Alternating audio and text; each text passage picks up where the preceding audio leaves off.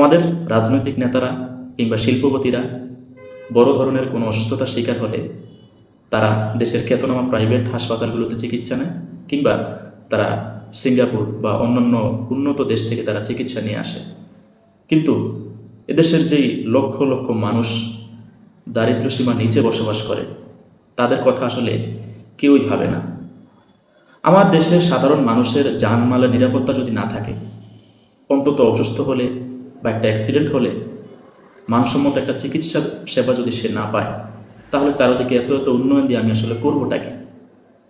স্বাধীন দেশের একজন নাগরিক হিসেবে রাষ্ট্রের কাছে কি চাওয়া থাকে? জানমালের নিরাপত্তা। সেটা যদি না থাকে, তাহলে সেই দেশকে আসলে স্বাধীন দেশ বলা যায় না।